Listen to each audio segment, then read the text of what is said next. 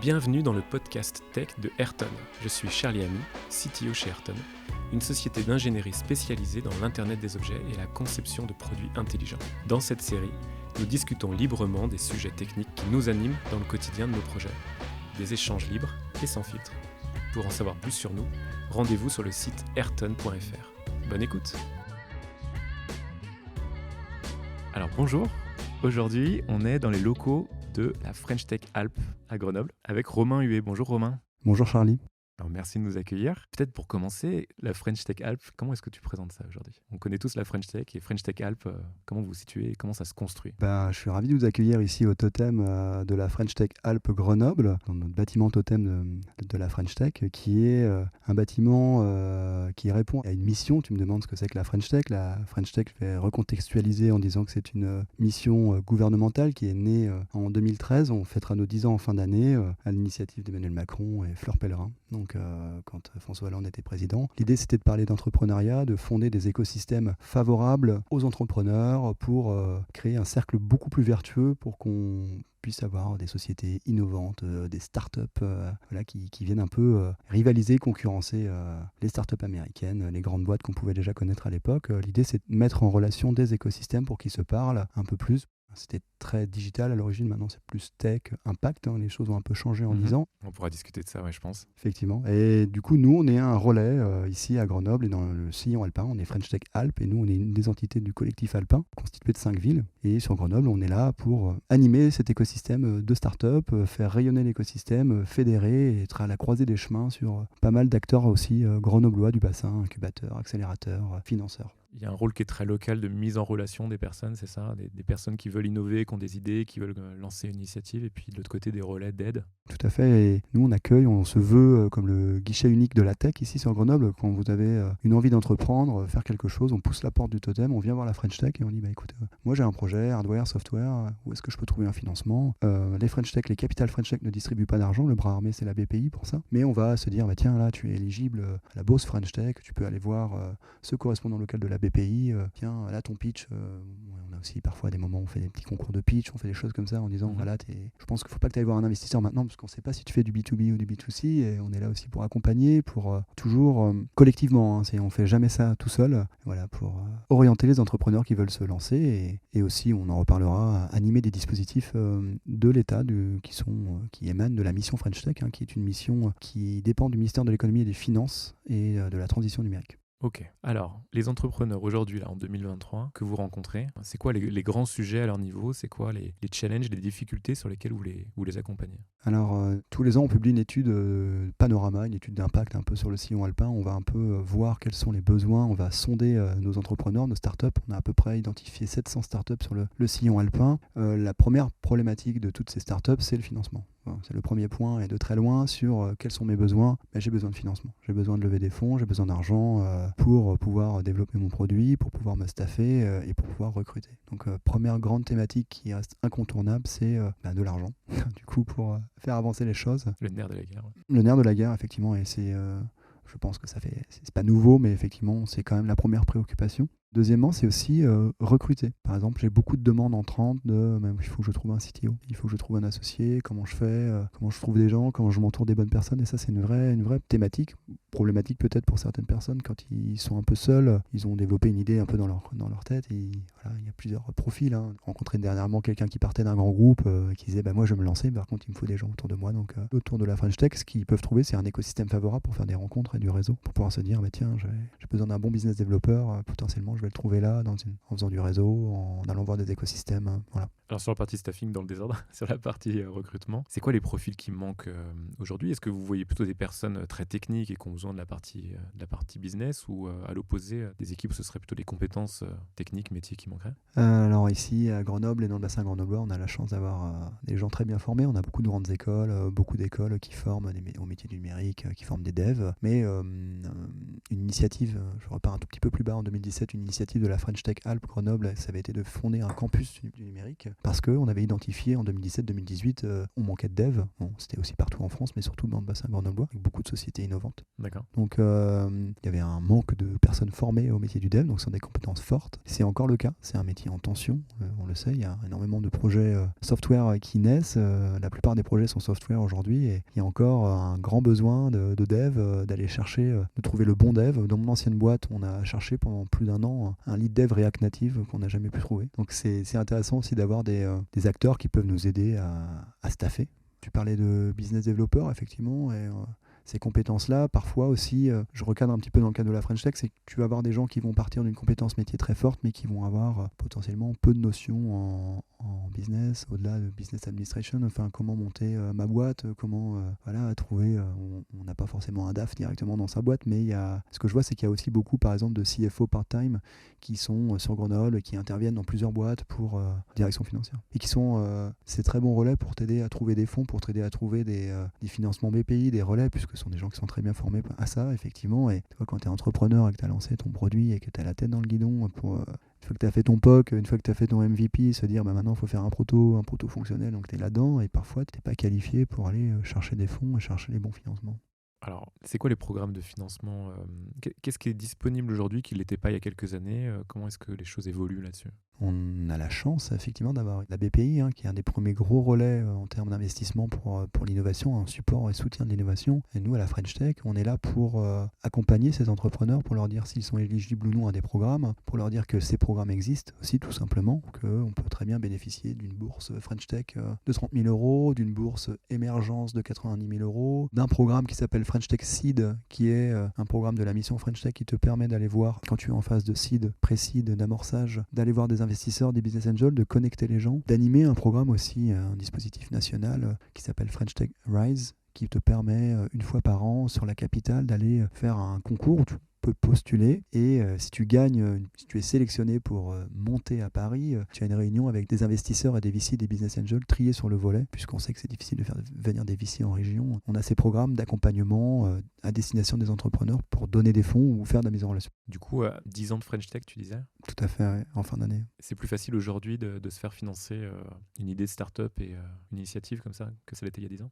Oui, complètement. Ouais. Ce qui est intéressant, c'est que la French Tech est née aussi avec la création des métropoles en France, 2014, 2015, toutes les grandes métropoles, c'est là qu'on reçu un peu le premier label des Capital French Tech. Ce qu'on appelle Capital French Tech, c'est un territoire. À l'origine, c'était très souvent des métropoles. Ici, on est à Grenoble-Alpes Métropole. La métropole de Bordeaux, de Nantes ont été labellisées aussi à ce moment-là. Et l'idée, c'était que le rayonnement se fasse progressivement et que les French Tech s'ancrent et ancrent des dispositifs nationaux. Ils ne sont pas tous nés. Celui que je viens de mentionner, French Tech Rise, il n'est pas né en 2014. C'est le dernier né, il est né en 2021. Et c'est qu'au fil de l'eau, on commence à parler d'écosystème, d'entrepreneuriat, de se dire qu'on emmène sous le pavillon French Tech des startups au CES de Las Vegas. On se retrouve aujourd'hui en 2023 avec la plus grande délégation internationale de startups, et ça depuis quelques années déjà. Et le temps que ça prenne, effectivement, tous les programmes ne sont pas nés au début. 10 ans, c'est plus que la maturité, plus que la raison. Il y a des choses qui fonctionnent extrêmement bien, et notamment nous aussi, il y a déjà eu plusieurs relabellisations. Une labellisation, c'est tous les 3 ans des capitales. Donc des équipes qui sont très bien formées à l'accompagnement, des équipes qui savent comment bien communiquer pour nos bénéficiaires, pour les startups, pour leur dire que ces programmes existent, qu'ils peuvent se faire accompagner. Et c'est un peu la tâche d'huile, ce qui fait que maintenant, il y a beaucoup de gens qui, de toute façon, même sans forcément venir nous voir ici à Grenoble, au totem de la French Tech, savent qu'ils peuvent bénéficier d'une aide, d'un accompagnement donc monétaire via la BPI. Et donc ça, c'est quand même la grande réussite et la grande victoire qui fait qu'on parle beaucoup d'entrepreneuriat en France maintenant, qui fait qu'aujourd'hui, on en est à 27 licornes. C'est quand même pas rien d'avoir 27 licornes alors qu'il y en avait 0 en 2014, et que progressivement, oui, les choses se sont bien montées et elles continuent. Le programme d'accompagnement de la mission French Tech continue, et piloté par les capitales. Je pense que c'est quand même plus simple de bénéficier d'aide publique, d'amorçage au début, au démarrage de son activité. Est-ce que dans ces programmes de financement, il y a une stratégie derrière ? Il y a des sujets, des thématiques qui sont poussées plus que d'autres ? Qu'est-ce qui est à l'ordre du jour aujourd'hui ? Est-ce qu'il y a des sujets ? Alors on parle, je ne sais pas, par exemple de l'industrialisation, la réindustrialisation de la France, peut-être tout ce qui touche au green. C'est quoi les sujets du moment sur lesquels les financements sont fléchés ? Alors les sujets, effectivement, ils s'inscrivent tous dans un cadre très très global. Je suis passé pas loin de Bercy, là, fin de semaine dernière, il y a quand même un énorme panneau sur le cadre de France Relance 2030, qui est sur, en 4x3, sur la moitié du ministère à Bercy, qui est ce grand plan de relance industrielle de la France, qui, je pense, est né plus ou moins pendant le Covid ou à la sortie du Covid. Donc c'est vrai que la plupart des choses aujourd'hui sont dans ce grand plan global France 2030, avec beaucoup d'appels à manifestation d'intérêt, beaucoup d'appels à faire les choses nouvelles. Et du coup, la mission French Tech répond à ce super plan, on va dire, un peu étatique, avec des grandes filières où il faut retrouver, donc le maître mot, c'est la souveraineté. Alors ça, c'est le maître mot actuel, c'est de retrouver des filières fortes dans notre pays, en réindustrialisation, en technologie de rupture. Et pour moi, aujourd'hui, les plus gros focus de la mission French Tech et les programmes et les labels qui naissent aussi sont des programmes dans la deep tech, donc des grosses technologies de rupture, qui font que ça alimente beaucoup ce qu'on appelle la green tech. La green tech, c'est souvent des programmes avec beaucoup de deep tech à l'intérieur, beaucoup de choses très nouvelles, avec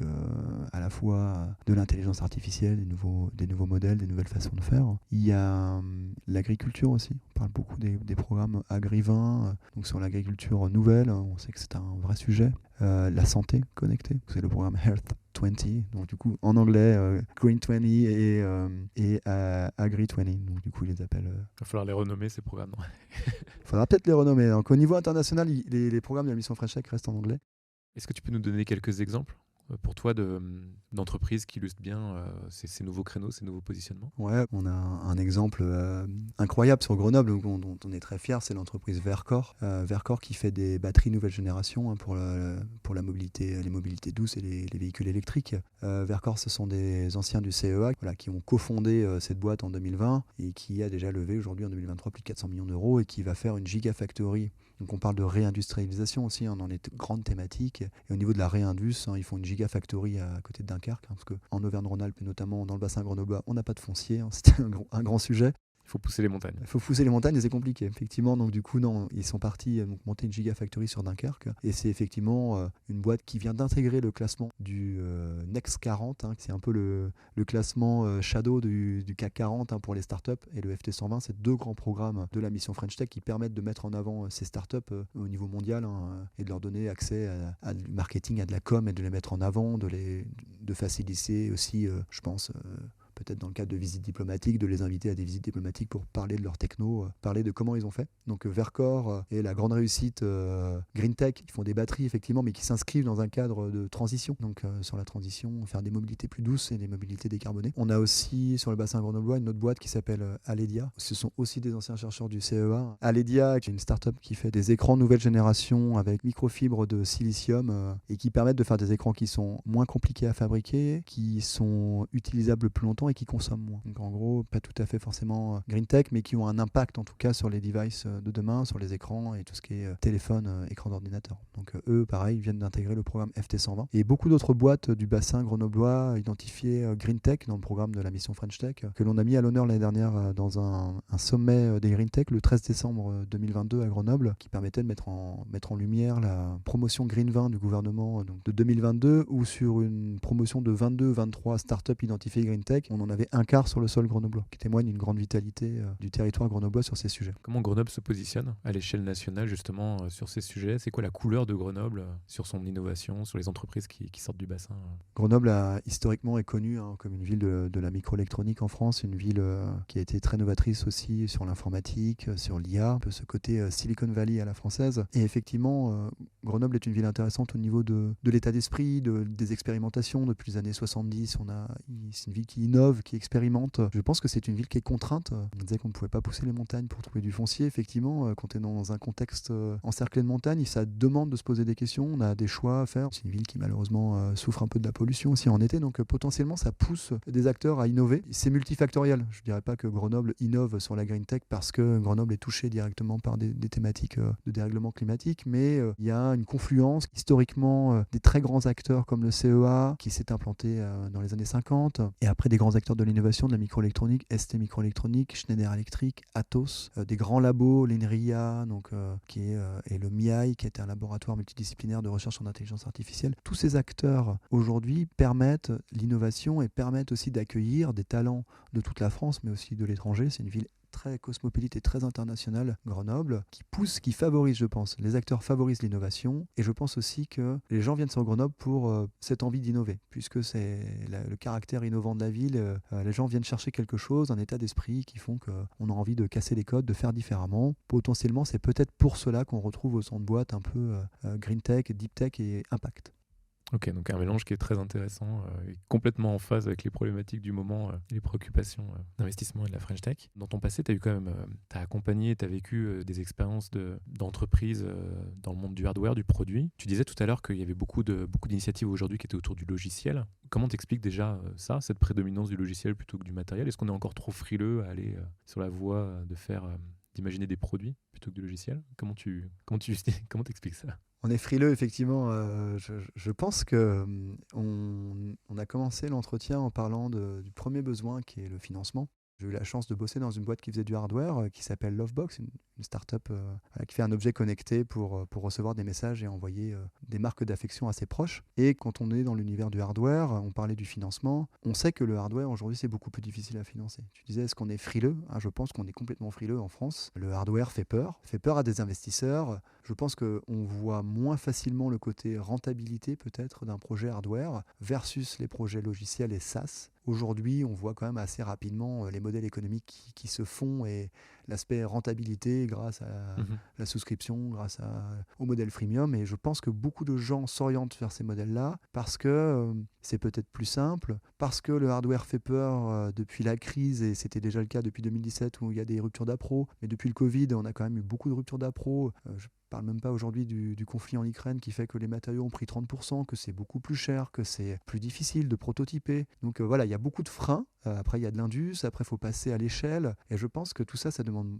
beaucoup d'argent, c'est beaucoup de travail avec des gens malheureusement en France qui croient moins dans les thématiques hardware. Donc c'est peut-être pour ça qu'on en voit quand même beaucoup moins.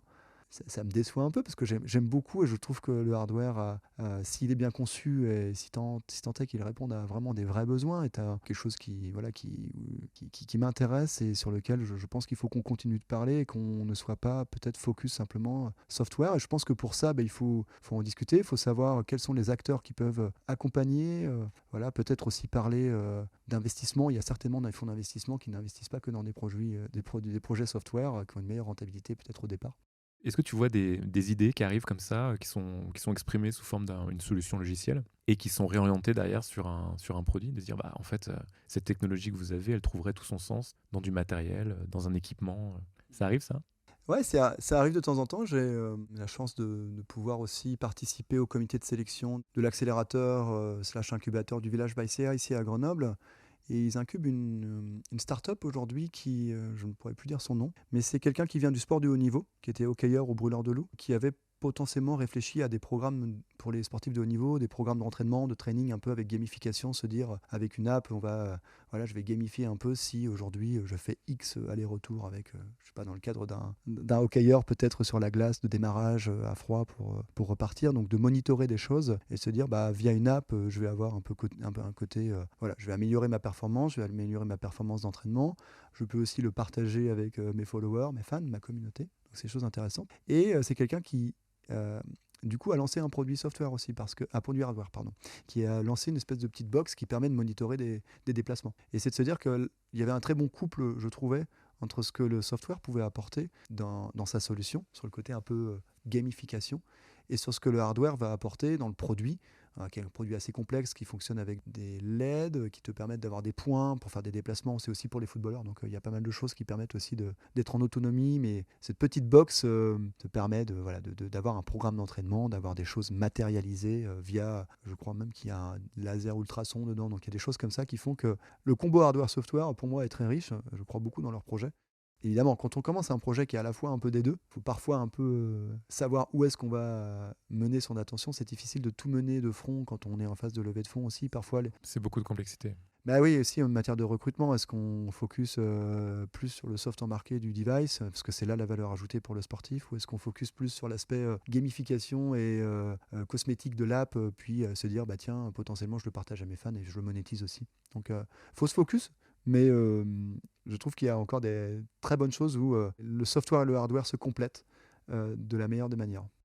Est-ce que tu as des conseils de manière générale, des messages à faire passer à des jeunes entrepreneurs, jeunes ou pas jeunes d'ailleurs, mais des gens qui veulent se lancer dans ce type d'aventure, qui ont une idée, qui ont des ambitions, mais c'est quoi les messages principaux qui sont pas encore suffisamment diffusés aujourd'hui, que ce soit en école ou que ce soit à des personnes qui vont se lancer?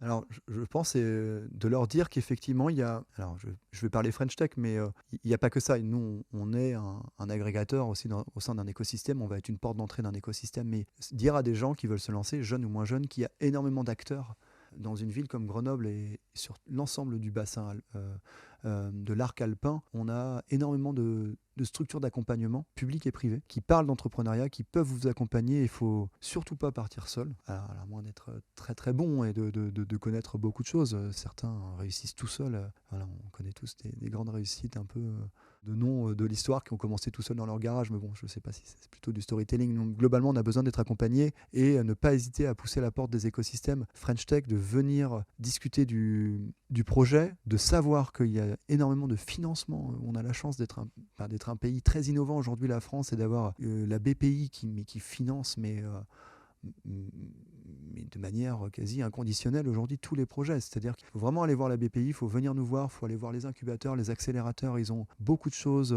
Ils ont, dans une ville comme Grenoble, tous un réseau qui permet de faire de la mise en relation, se dire bah tiens là ton produit, moi je connais un tel qui fait ça, mais va voir un tel parce que honnêtement il y a des connexions à faire. Là il y a ce cabinet de design électronique qui peut t'accompagner. Ils sont bons. Si tu fais du soft embarqué, bon ils vont pouvoir t'accompagner comme il le faut. Il y a énormément d'acteurs qui existent et voilà, il faut ne pas hésiter à venir nous voir. Il faut pas partir seul. Pour reboucler sur ce qu'on disait au tout début, finalement, sur le recrutement, en termes de compétences et de formation, est-ce qu'il y a des profils qui manquent, des compétences qui ne sont pas identifiées, peut-être par des jeunes en formation, et pourtant qui ont énormément de sens après, derrière, dans ces initiatives? Ou alors des mix de formation, des choses hybrides. On parle beaucoup maintenant, justement, quand tu parles d'entreprise, on retrouve des sujets quand on est au mélange de l'électronique, du logiciel et de la biologie ou de la chimie, ou etc. Est-ce que ça veut dire qu'il y a des formations, des profils hybrides, quelque part, qui auraient un mélange de compétences uniques comme ça? Est-ce que tu vois des manques autour de ça, des thématiques où là, vraiment, de manière assez cruciale, on manque de gens et on aurait beaucoup à leur faire faire? Alors, je parlais tout à l'heure du campus numérique ici qui a été fondé par la French Tech de Grenoble en 2017 pour répondre à des besoins en matière de recrutement de dev. Ce qui avait été fait, c'était l'identification, c'était de se dire qu'il manquait beaucoup de dev pour les entreprises du bassin grenoblois et de l'arc alpin et certainement tout en Auvergne-Rhône-Alpes et en France. La pénurie de dev est arrivée à ce moment-là. C'est un métier en tension. Il y a des nouveaux métiers qui naissent encore au sein, je pense, à des métiers comme des DevOps, des nouvelles formations qui se sont créées, qui font à la fois de la gestion de projet plus et de l'implémentation de nouvelles formes d'opérations dans le dev et de lier aussi à des composantes très business. Donc ces nouvelles formations sont un peu hybrides et permettent de répondre à des besoins pour des startups dans des lancements. Donc c'est le premier grand métier que je vois où il y a des écoles de formation qui forment des DevOps, des data analysts, des data scientists. Nouveaux métiers qui, en start-up aujourd'hui, des start-up à 3 ou 4 ont facilement un data analyst, ont facilement voilà, donc c'est des métiers qui sont très demandés, où il y a quand même beaucoup de personnes en formation, mais voilà, évidemment, la data aujourd'hui fait partie du cœur du réacteur de beaucoup de modèles économiques des start-up, c'est de se dire il faut analyser la donnée pour savoir de quoi a besoin, quels sont les besoins de mes utilisateurs, que ce soit mes utilisateurs final ou non final, si on est en B2B, B2C, et effectivement analyser des données. Voilà, donc c'est des métiers qui sont très demandés, très recherchés. Je pense aussi au métier du financement classique, le financement de l'innovation. Je pense aussi à beaucoup de gens qui ont du mal aussi, ou qui n'ont pas du mal, mais qui, par exemple, la propriété intellectuelle, c'est quand même un gros sujet aujourd'hui. Protéger mon produit, protéger mon service, parler propriété intellectuelle. Je vois beaucoup de cabinets d'avocats là, sur le bassin grenoblois qui ont maintenant des branches spécialisées dans le digital, accompagnement de start-up de la tech sur ces sujets. Beaucoup de cabinets, d'experts du financement de l'innovation qui permettent de rappeler aussi qu'on peut bénéficier quand on fait de la R&D de crédit d'impôt recherche, de CIR, donc le CIR, le crédit d'impôt recherche, de C2I, crédit d'impôt innovation. Voilà, c'est des choses dont il faut parler. Quand on fait de la R&D en France, on est très soutenu. Donc ça, c'est des métiers qui sont autour de ce qu'on peut faire en start-up. De ce que je vois, beaucoup de nouveaux métiers qu'on ne connaît pas encore, qui vont naître aussi dans les années à venir par rapport aux usages, par rapport à ce qui est fait de la technologie et des usages. Ce sera dans un autre temps, j'ai quelque chose à dire, mais on verra si tu me poses la question. Mais je voulais parler de parité, en fait, c'est des choses des sujets qui tiennent encore très à cœur aussi dans les axes de la mission French Tech, se dire qu'on n'a pas encore une tech qui est assez paritaire au niveau notamment des devs, au niveau des femmes. Une chose qui me tienne très à cœur, c'est de se dire que l'IA actuellement, mais ça c'est un peu, là c'est pas dans le sujet, mais l'IA est beaucoup codée par des hommes et peut avoir à la fin des potentiellement des schémas reproductifs on va dire peut-être potentiellement de choses qui seraient considérées comme une caractéristique d'homme, et potentiellement l'IA pourrait reproduire des comportements qui ne seraient pas inclusifs, qui forcément pourraient reproduire des comportements qu'on voudrait essayer de gommer aujourd'hui. Et on en parle beaucoup des femmes dans l'IT et tout ça, mais je vois au campus, là c'était quelqu'un du campus qui vient de passer, ça manque cruellement de femmes. Et du coup, c'est pas manque d'en parler, des programmes de femmes. Alors, femmes dans l'entrepreneuriat, mais femmes dans l'univers du dev, tout ça, c'est que ça manque encore beaucoup, quoi. Du coup, on a en tête un peu... Il y a une image un peu cliché du start-upper, du jeune développeur à capuche et du monde du logiciel, etc. Mais finalement, quand tu parles des domaines d'application, on trouve des choses très très variées. Tu as parlé d'agriculture, on parle de santé, on parle de toutes ces choses-là. Donc on imagine bien que ça demande de la diversité aussi au niveau des équipes, au niveau des compétences. Est-ce qu'aujourd'hui, les profils qu'on rencontre dans ce milieu start-up et l'entrepreneuriat, est-ce qu'ils reflètent cette diversité dont il y a besoin de parcours, de compétences? Si oui, c'est cool, tant mieux. Et sinon, tu vois des leviers et des choses nouvelles à mettre en place qui peuvent aider ça? Ouais, je vais te répondre de deux manières. Alors oui, je vois beaucoup de changements. C'est un peu l'idée du jeune dev qui code avec son sweat à capuche. Bon, c'est encore un peu ça, ce que c'est que la French Tech. Mais la French Tech a beaucoup évolué.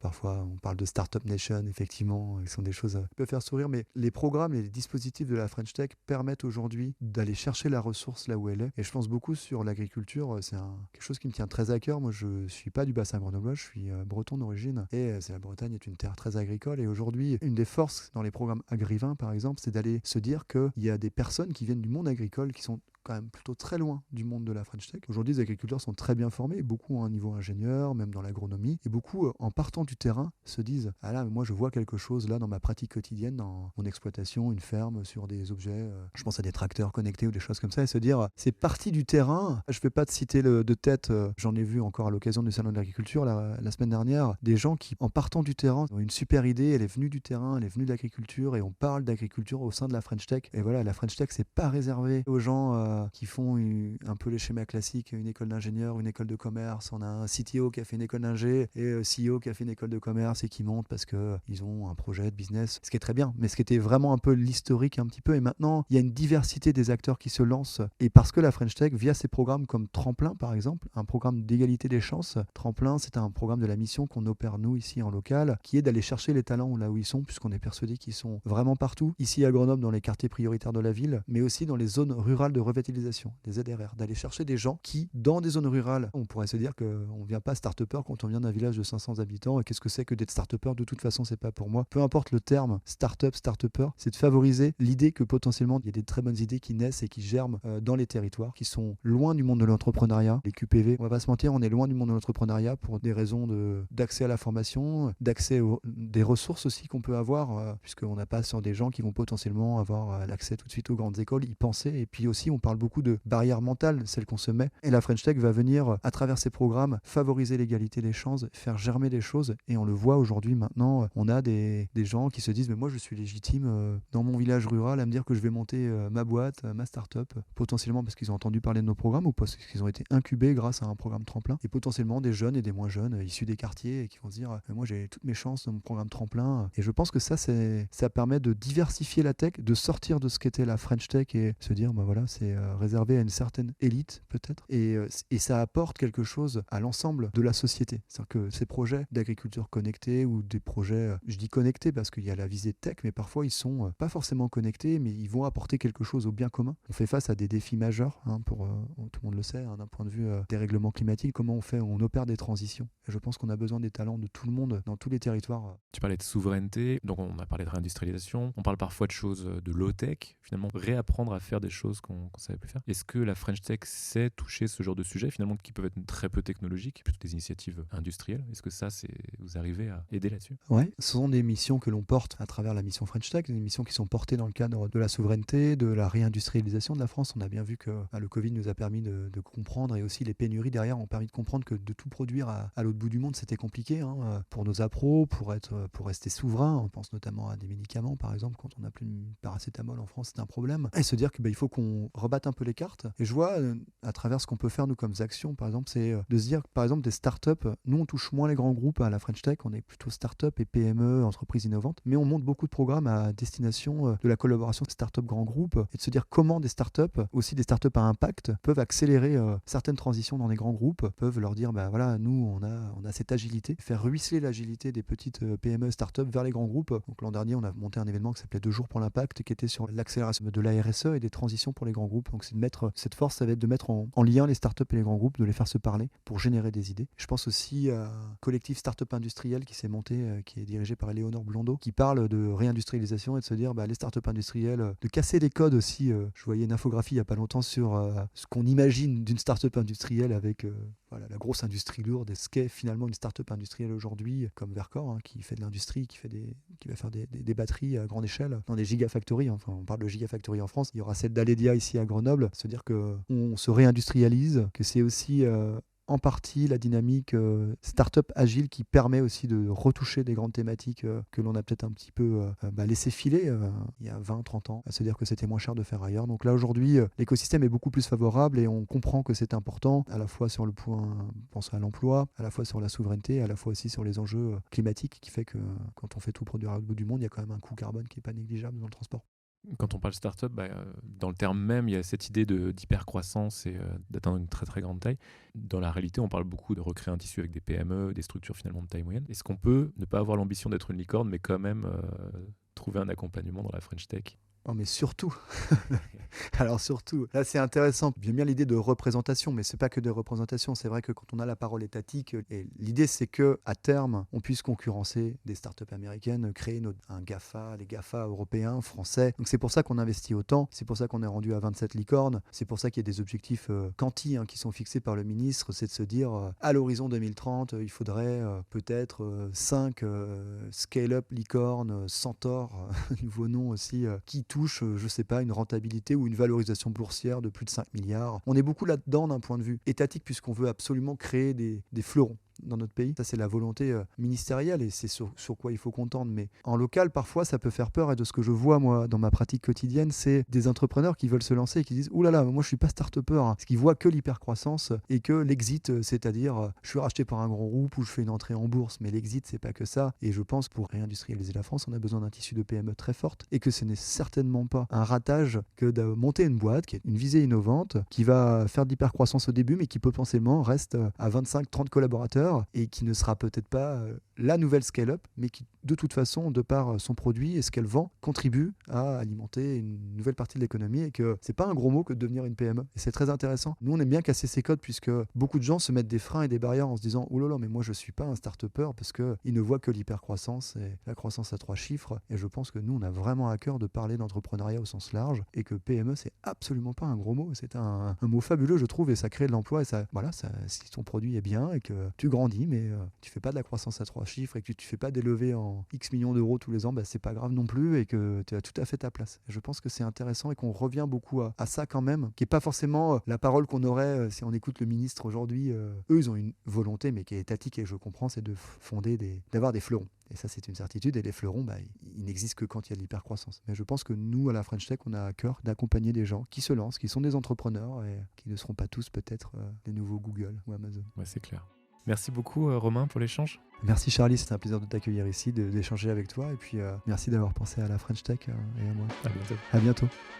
L'épisode est terminé et j'espère que ça vous a plu. Si c'est le cas, partagez le podcast autour de vous. Si vous voulez en savoir plus sur Ayrton, rendez-vous sur notre site ayrton.fr. À bientôt pour un prochain épisode.